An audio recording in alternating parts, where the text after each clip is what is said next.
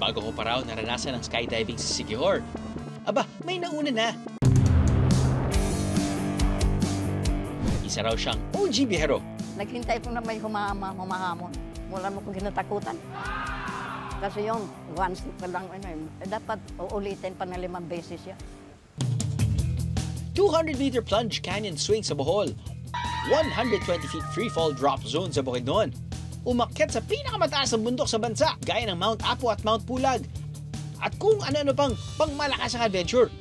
Lahat ng yan, walang kabakabang sinubukan ni Nanay Iluminada. Pero para sa mga hindi naniniwala, meron siyang mensahe. Hindi ako AI. Sa edad na 84 years old, iisa lang daw ang sakit ni Nanay. Parang sakit ng pamilya namin yung travel eh. Huh? Parang yung paa namin talaga naglalakad na eh. Maganda kasi travel. Diyan naubos pera. Hindi naman daw sakit ng katawan ang hanap ni Nanay. Sa mga buhay na adventure pangaraw siya, mas lumalakas. Pampalakas mo yan. Pag gumagawa ka ng ganyan, lumalakas ang katawan mo. Hindi lang isip yun, buong katawan mo yan, apektado. Iba yung tumalon ka galing sa aeroplano at tumalon ka galing sa bubong.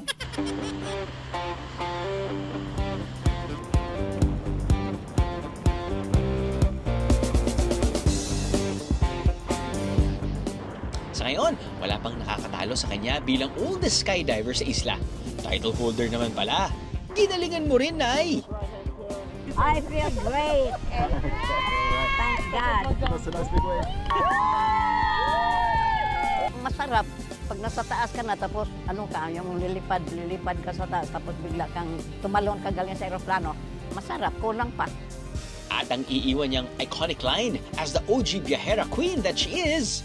Kailangan talaga kumikilos ka, wala sa edad yun eh. Kilos ka ng kilos. Habang may buhay ka, kilos ka. Naks! Baka lola ko yan. Kung tulad kayo ni Nanay na naghahanap ng adventure na pati guardian angel nyo kakabahan, pwes, hagdan-hagdang swimming pools matatagpuan sa loob ng kuweba. Eksena! Konting kemot lang mula sa jump-off point, mararating na ang bukana ng Tulawog Cave. At doon natatapos ang Petix part. Dahil pagkapasok pa lang sa kuweba, mga kapuso, nadala po tayo ngayon para sa unang balita. At signal warning. Level 5 na po dito. Sa mismong hagdan na pababa, bumababa rin ang malakas na agos ng tubig na galing pa raw sa bundok. ito ang tubig na dumadaloy sa kabuong Tulawog Cave. Okay, so mula sa entrance ng cave, which is not naman too small, kayang-kaya naman pasukin. Yuyuko ka lang ng konti. Medyo significant din yung elevation drop from the main entrance. So, may mga slippery areas, pero pagbaba nyo sa ladder, man-made ladder, sasalubong sa inyo ito. Naririnig nyo na eh. Actually, yung umaagos na tubig. Dito mismo sa loob ng cave. Multi-tiered siya. Nanggaling tayo sa taas. Ito na siguro yung nasa harapan natin. Yung pwedeng paglangayan, maybe. Mukhang malinis naman yung tubig. Tara naman.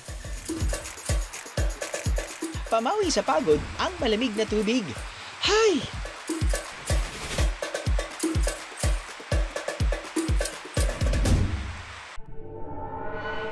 Mula sa ilalim ng kuweba, literal namang pumapailalim sa kasulok-sulukan ng karagatan ng ating titikman.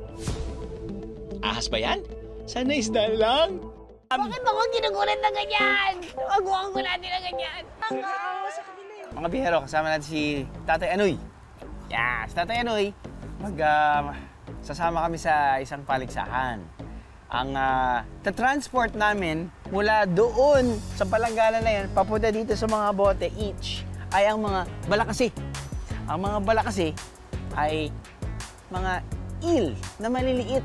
So 5 minutes yung aming time at padamihan siguro ng mga balik kasi na mapasok natin sa bote.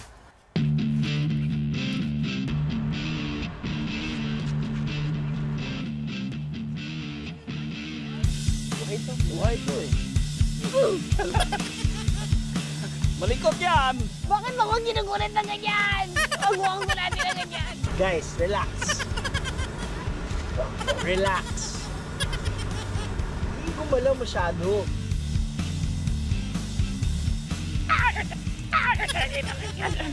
Sabi niya, ayoko pumasok sa bote.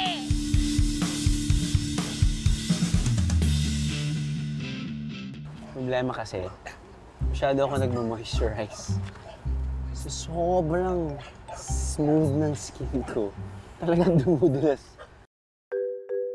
Nakakapagod naman maglaro. Parang deserve nating tikman ang Balakasi specialty ng Sigihor, no? Ito daw yung isa sa mga pwedeng biling pasalubong mula dito sa Sigihor. Dried eel. Siguro naman hindi na siya gagalaw ngayon.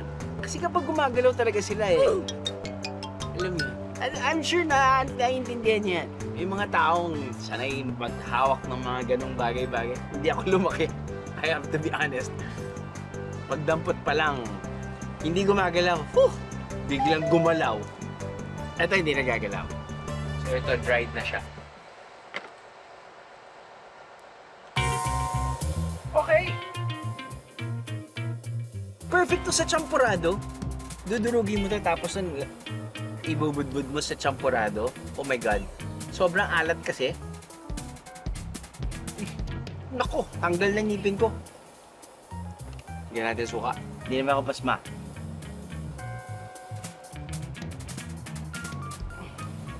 Oh, parang siyang danggit. Hindi, danggit talaga siya. Australiadong itlog. Garlic rice. Tapos yun, mainit na kape. Boom. Ang mahigit 100 palantak o traps na iniiwan ni Tatay Anoy magdamag, hinahango niya tuwing umaga. Umabot ng hanggang 10 kilong balakasi ang nauhuli niya kada araw. Simple man ang pamumuhay, hindi naman sila nauubusan ng biyaya.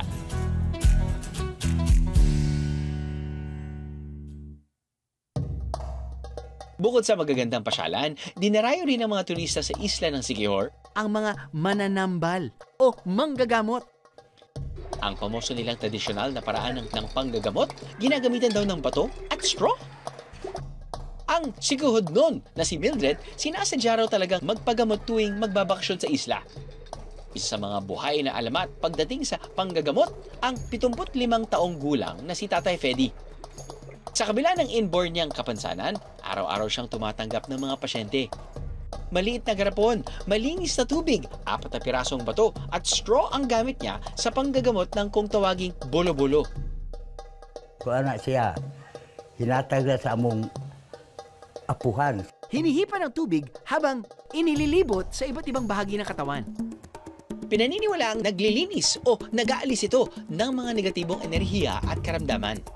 Every uwi ko dito, magpa-healing talaga ako. Kasi na-experience ko noon na gumagaan din yung feelings mo ba kung magpa-healing ka.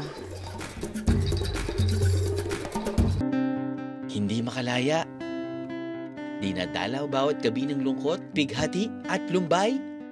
Uy, natamaan! Di makailag yan? Hehe. Kung naghahanap ng lugar ng pag-iiwanan ng excess baggage sa Sigihor, pwedeng paanurin ang mga dinaramdam. Sa pantalan? Ang sign na talagang sumakses ka na at nakarating na sa Sigihor. Kapag sinalubong ka ng nuknukan na linis at linaw na tubig ng Sigihor Port. Tipong port pa lang gusto mo lang talunan at languyan. Kaya naman kamakailan lang ang laman ng FYP o For You page sa TikTok.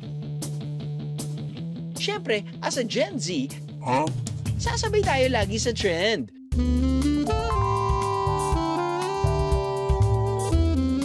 Gen Z? Ayon sa isang digital travel platform, ang isla ng Sigihor ang fastest growing travel destination ngayon sa bansa. Halos 50% ang itinaas ng accommodation bookings nitong 2024 kumpara noong pre-pandemic. Peak season talaga namin sa Sigihor is April and May. Before, kinikater namin mga 2 or 3 na group. But now, we cater talaga 10 group. But in a one group is nasa 20s or nasa 30s po siya. In a big group talaga. Ang munting isla sa Central Visayas, mula sa pagiging mystical gem, isa na ngayong tourist magnet. isa sa mga aminadong na magnet ng isla ang Canadian national na si Bill. For 15 years, I worked on a cruise ship, and all my crew were Filipino. They kept on telling me to come here, and so I did, and then I ended up loving it. 5 taon na siyang naninirahan sa isla. I love the people, I love the environment. Malayo man sa kanilakihan, ito ang pamumuhay na gusto niyang maranasan hindi lang ng kanyang mga anak, kundi ng mga bibisita sa Siquijor.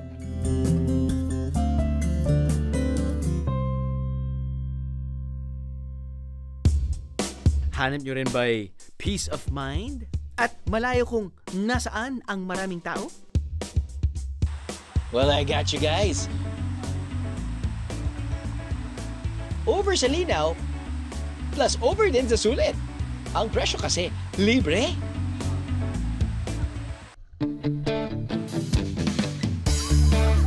Sabay-sabay, nangati ang mga paan ng magkakaibing ito na bumiyahe all the way from Pasig. At para malubos-lubos ang kanilang gala, maaga silang pumunta sa mga tourist spots ng Siquijor. First time namin mag-travel ng high school friends ko. So, super fun niya kasi wala namang ganito dun sa lugar namin. Nakakapag-swimming kami, tapos malapit lang siya sa pinagsistayan namin. Sobrang lamig ng tubig. Ang linis. Sobrang fresh. Tsaka libre.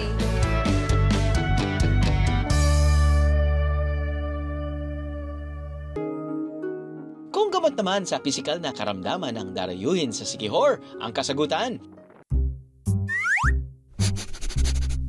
Ay, hindi ko alam. Parang nanggaling siya sa tabing dagat. Ganito yung utak ko nung nagka-college ako eh. Yung hati. ang panlaban ng mga Siquijod noon sa mga bukol sa katawan. Bahay ng langgam. Nakukuha raw ang ant plant sa mga puno na nasa matataas na lugar. So kukunin to bago ako maubos ng langgam kasi ang lalaki talaga nila, hantik yung nakatira.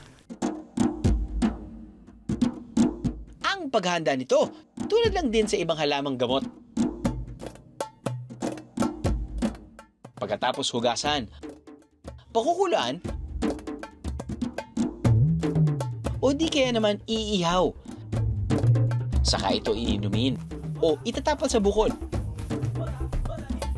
Pero ayon sa internal medicine at oncology specialist na si Dr. Shamaile, mas maigi pa rin kumonsulta sa espesyalista. Meron a few papers and a few studies out there na some extracts from the ant plant pwede nag-work against mga cancer cells or may konting what tinatawag natin cytotoxic effects.